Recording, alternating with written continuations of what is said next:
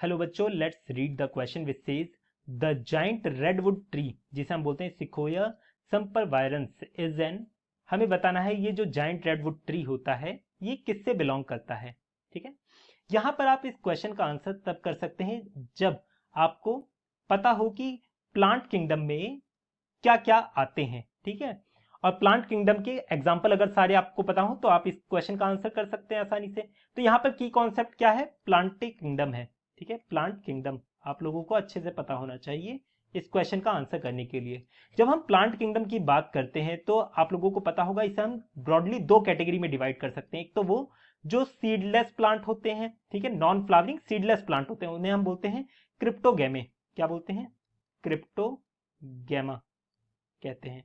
इस कैटेगरी में हमारे एल्गे आते हैं, इसके अंदर हमारे ब्रायोफाइट्स आते हैं, और इसके अंदर हमारे क्या आते हैं, इसके अंदर हमारे टेरिडोफाइट्स आते हैं।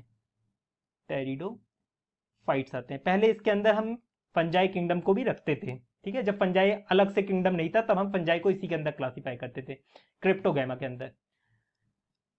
फिर दूसरी कैटेगरी आती है हमारी किसकी, जो सीड बियरिंग प्लांट होते हैं उनकी, उन्हें हम बोलते हैं फेनेरोगैमा।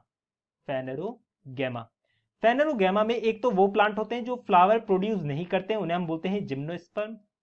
जिम्नोस्पर्म।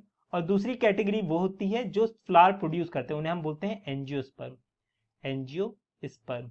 ठीक है, यहां पर अगर आप देखेंगे ये जो हमारे क्रिप्टोगैमा होते हैं ये छोटे प्लांट होते हैं। ठीक है, इनमें से मैक्सिमम तो ऐसे होते हैं जो माइक्रोस्कोपिक होते हैं। ठीक है, तो यहां से हम कह सकते हैं ये जाइंट रेडवुड ट्री इससे तो बिलोंग करेगा नहीं, एल्गे ब्रायोफाइट्स टेरिडोफाइट्स से। तो हमारे यहां तो ऑप्शन दो एलिमिनेट होगा, एक तो फर्न वाला, ठीक है, और टेरिडोफाइट्स वाला, क्योंकि फर्न हमारा टेरिडोफाइट से ही बिलोंग करता है और टेरिडोफाइट तो वैसे ही एलिमिनेट हो गया। ठीक है, तो यहां से दो ऑप्शन एलिमिनेट हो जाते हैं, बचता है एंजियोस्पर्म और जिम्नोस्पर्म।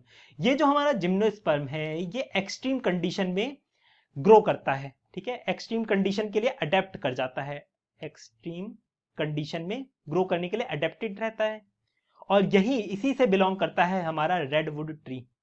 रेडवुड ट्री जिसे हम बोलते हैं सिकोया। ठीक है, सिकोया sempervirens इसी से बिलोंग करता है, जिम्नोस्पर्म से। तो यहां से हम इसका आंसर कर सकते हैं ऑप्शन 4, दैट इज जिम्नोस्पर्म इसका आंसर होगा। I hope you understood it well. Best of luck.